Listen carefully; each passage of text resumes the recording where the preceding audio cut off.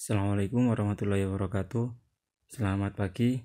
Pada video kali ini kita akan belajar tentang motor listrik. Motor listrik yaitu mesin listrik yang berfungsi mengubah energi listrik menjadi energi gerak.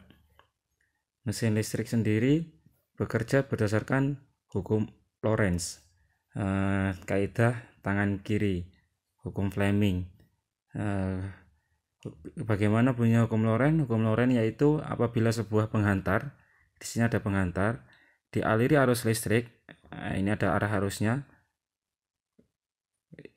Ini kalau gambar ini adalah kaidah tangan kiri. Kaidah tangan kiri nanti silakan dicari kaidah tangan kiri Fleming, FBI, besarnya gaya. Nanti besarnya gaya yang timbul tergantung besarnya medan magnet dan kuat arus.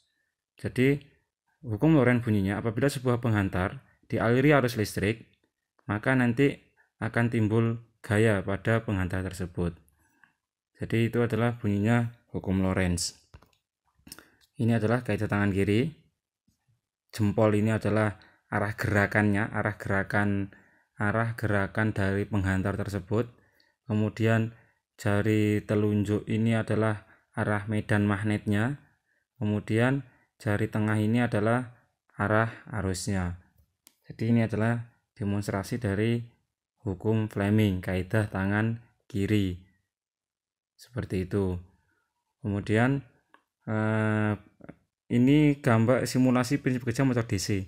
Yang kita bahas pada video kali ini adalah tentang motor induksi, motor AC. Jadi kemarin menjawab pertanyaan kemarin contoh pertanyaannya salah satunya pompa air di rumah kita termasuk jenis motor apa ya? Jadi pompa air itu benar semua jawabannya adalah motor induksi, motor AC induksi. Kemudian kemarin juga ada pertanyaan jenis rotor sangkar itu termasuk dari motor apa? Jadi rotor sangkar itu adalah rotor pada motor induksi. Jawabannya benar semua. Jadi ini simulasi kerja pada motor DC. Baik motor DC maupun motor AC, baik motor AC sinkron maupun asinkron, prinsip kerjanya hampir sama, yaitu menggunakan hukum Lorentz tadi, kaidah tangan kiri Fleming. Jadi di sini ada gambar, ada magnet. Kemudian di sini ada penghantar. Kemudian di sini ada sumber, dikasih arus. Arah arusnya ini ke atas, kemudian ini ke bawah. Nah, berdasarkan hukum Fleming tadi, kenapa sih kok tadi di awal ada prinsip kerja motor, hukum Lorentz dan kaidah tangan kiri Fleming.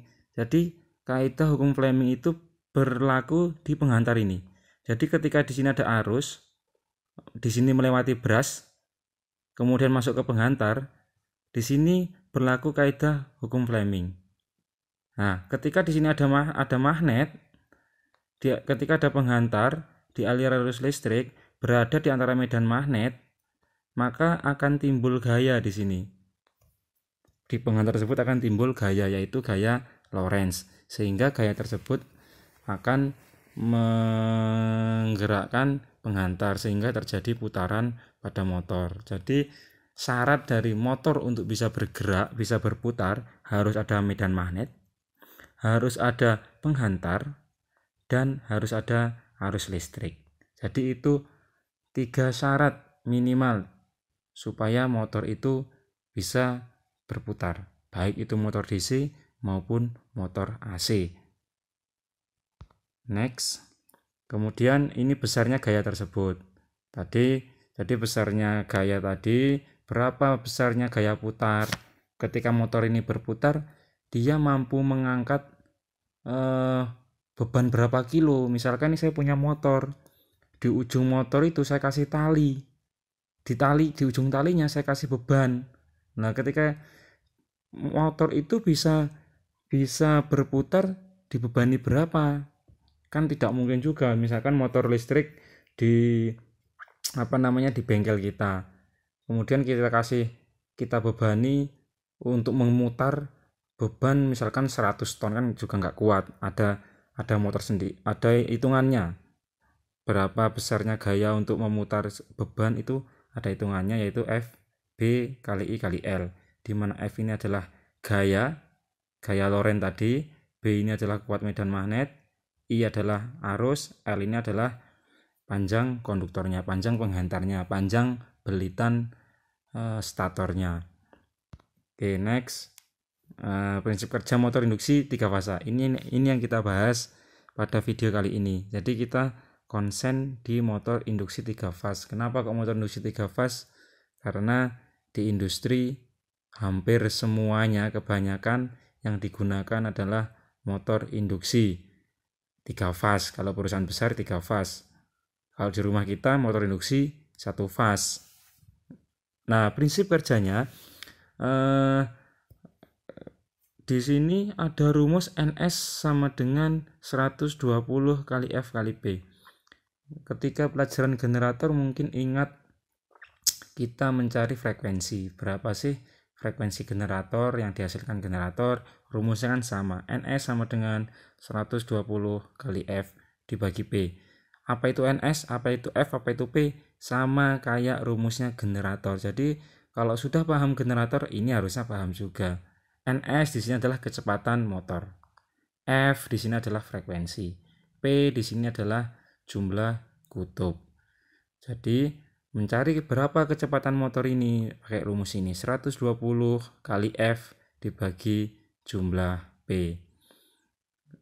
Itu untuk mencari kecepatan pada motor. Next. Nah, ini adalah konstruksi dari motor induksi 3 fas. Jadi motor induksi 3 fas di sini, bentar.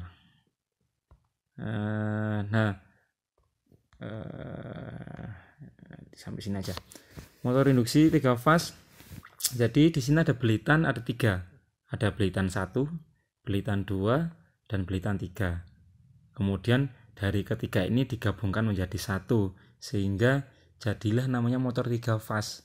Jadi motor 3 fas itu berarti di dalamnya motor itu ada 3 belitan yang berbeda tiga-tiganya. Ini adalah misalkan fasa R, fasa S, fasa T, dan letaknya pun juga berbeda. Kalau ini lurus vertikal, kemudian ini agak miring ke kiri, kemudian ini miring ke kanan.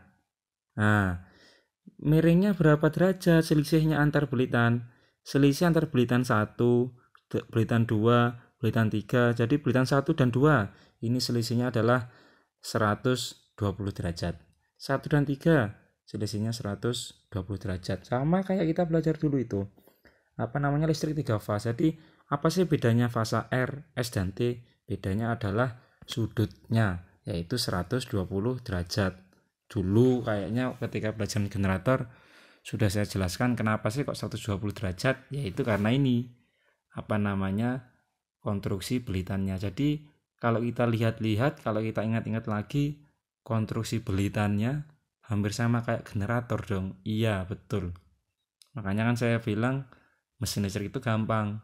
Kalau kamu paham generator, motor pun juga bisa, karena sama di sini kita lihat. Konstruksi sama kayak generator. Jadi itu. Jadi pertama ketika dialiri arus fasa R, kemudian fasa S, kemudian fasa T.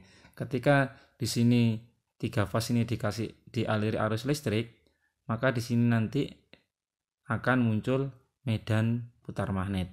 Medan putar magnet inilah nanti yang akan memutar rotor generator. Seperti itu. Sekian video prinsip kerja motor induksi 3 fas. Nanti akan ada video selanjutnya untuk materi yang lebih detail lagi. Kurang lebihnya mohon maaf. Saya akhiri. Assalamualaikum warahmatullahi wabarakatuh.